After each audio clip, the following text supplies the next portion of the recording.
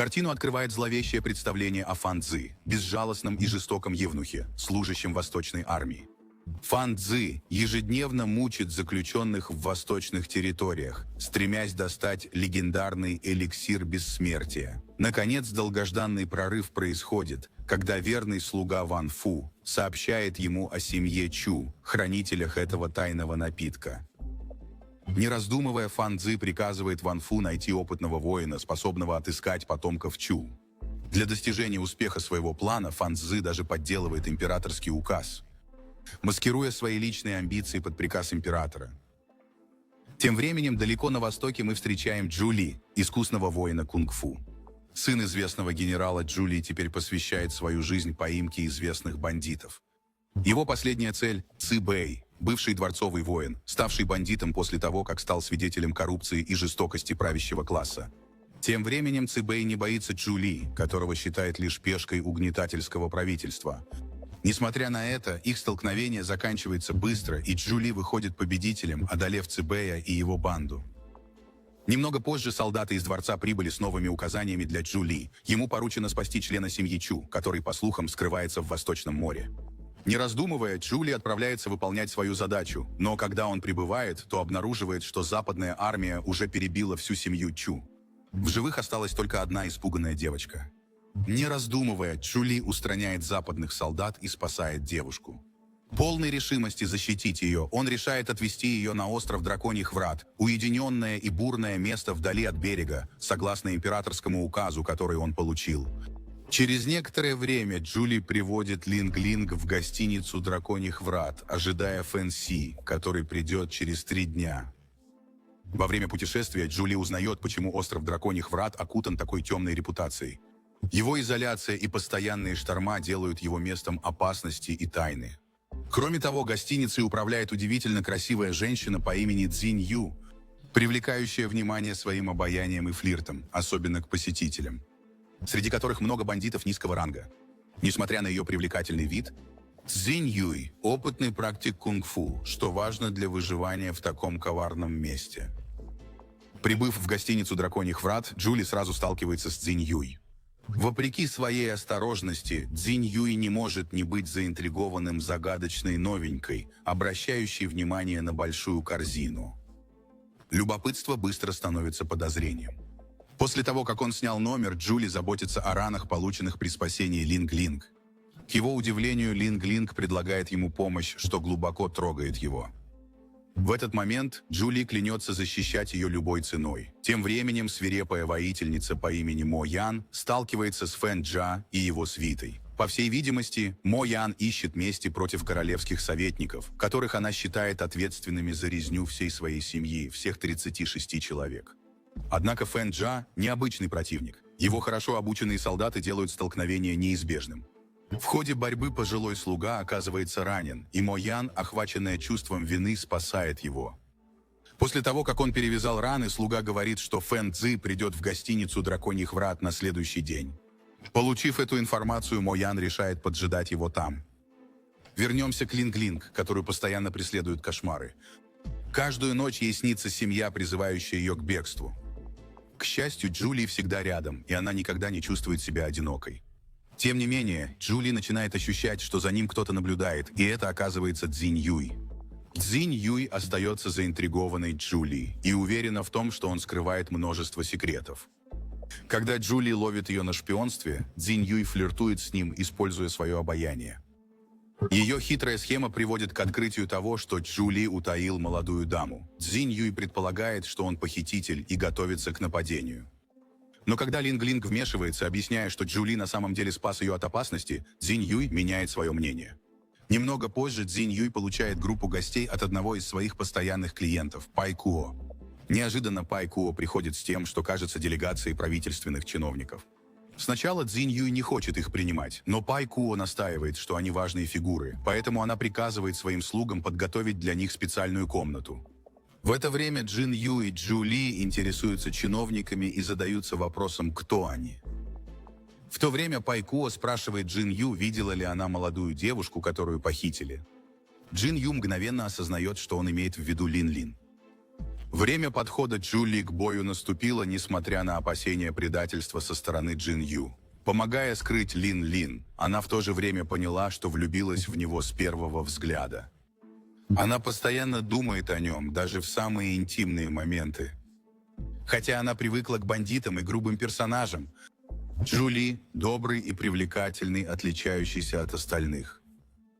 Когда Джин Ю мечтает о нем, Джули неожиданно подходит к ней, чтобы выразить благодарность за то, что она сохранила секрет Лин Лин.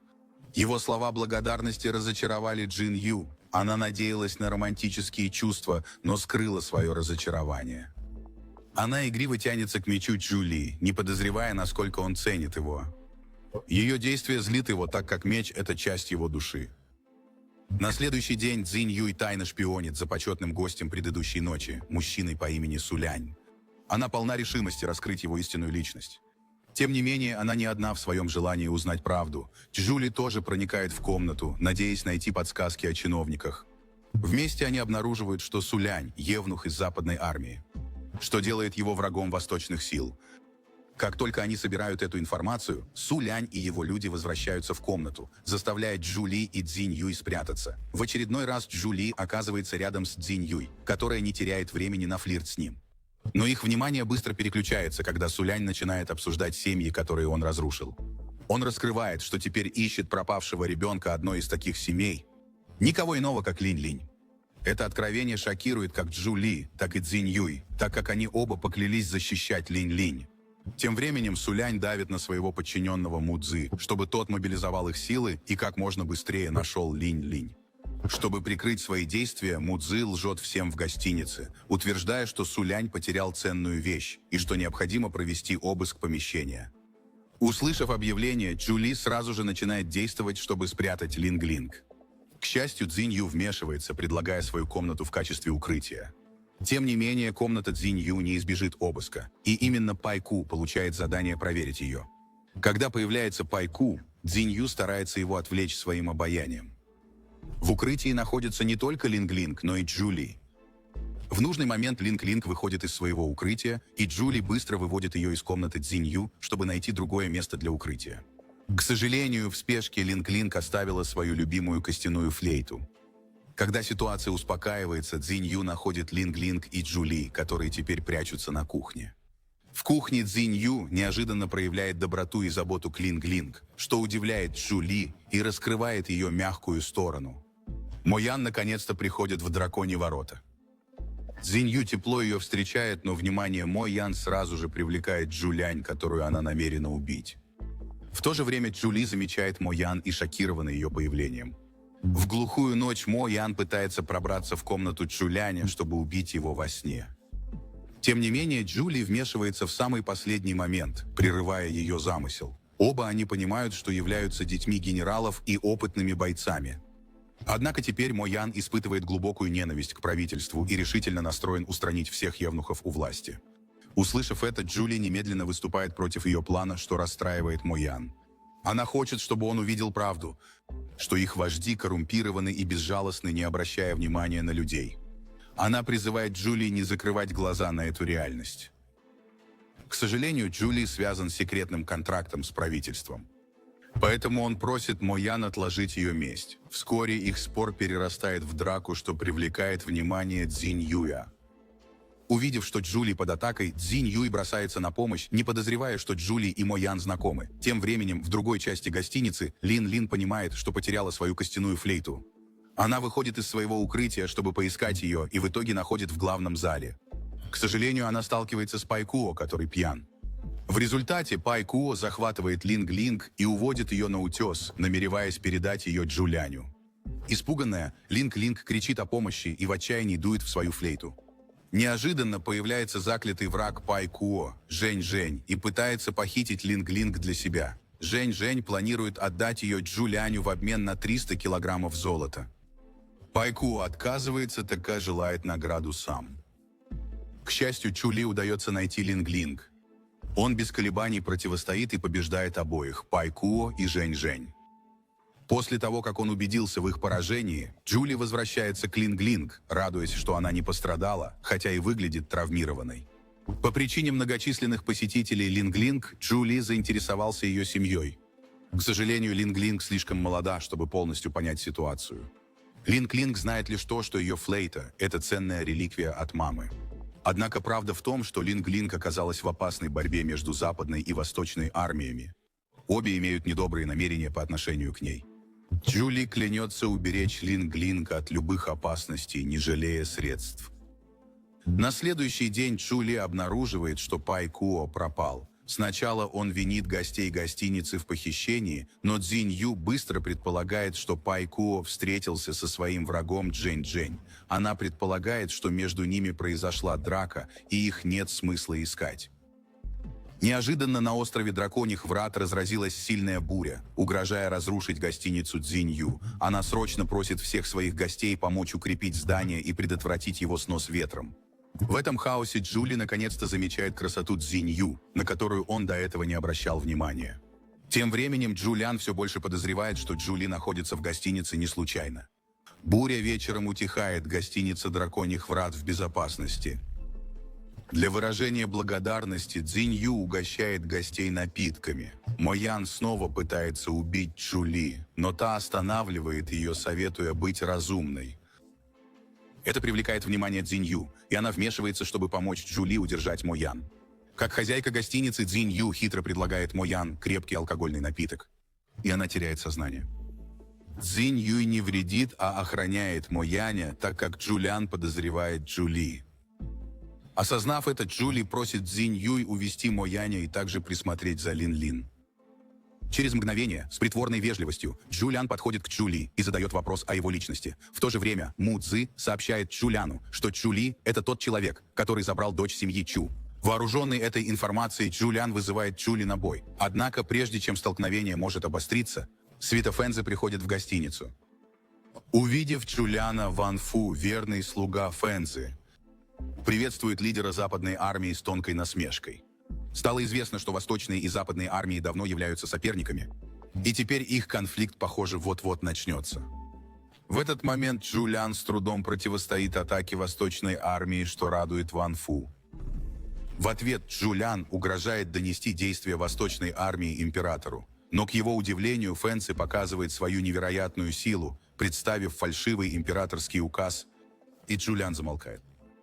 В этот момент Джули понимает, что секретная миссия, которую ему поручили, не исходила от императора. К сожалению, в данный момент он практически беспомощен. Его ждут, чтобы он передал Линг-Линг и считал свою миссию выполненной. Но впервые Джули, всегда верный дворцу, решает восстать. Увы, мощь Фэнзи неимоверна, и даже Джули с его надежным мечом не в силах ему противостоять. После того, как Фэнзи побеждает Джули, он приказывает своим людям найти Линг-Линг. Восточная армия быстро находит ее и приводит к Фэнзи. После успешного захвата Линг-Линг Фэнзи сразу же выводит ее из гостиницы. Тем временем Ван Фу приказывает восточной армии атаковать западные силы, и начинается жестокая битва. Фэнзи, оказывается, ведет Линг-Линг к скалам Драконьих Ворот. Он приказывает ей сыграть на костяной флейте, показывая, что это магический инструмент. Когда завораживающая мелодия флейты звучит, море расступается, открывая скрытую пещеру под утесами. Фэнзи с нетерпением входит в пещеру, приближаясь к своей конечной цели – легендарному эликсиру бессмертия. Внутри он заставляет Линг-Линг лечь на каменный алтарь для использования ее крови в эликсире. Фэнзи планирует медленно убить Линг-Линг из-за своих извращенных целей. Вернувшись в гостиницу, битва между восточной и западной армиями продолжается. Мо Ян, только что пришедший в сознание, объединяется с Цзинь Юэм и Джули, чтобы уничтожить королевских солдат. После того, как сражение утихает, они сразу же начинают искать Линг-Линг. Джули вскоре обнаруживает ее без сознания в пещере. В гневе он нападает на Фэнзи, но мощь Йовнуха оказывается слишком велика. Фэнзи легко побеждает и Цзинь Юя, и Мо Яна, насмехаясь над Джули с его сломанным мечом. Тем не менее, Фэнзи не понимает, что меч Джули – это непростое оружие.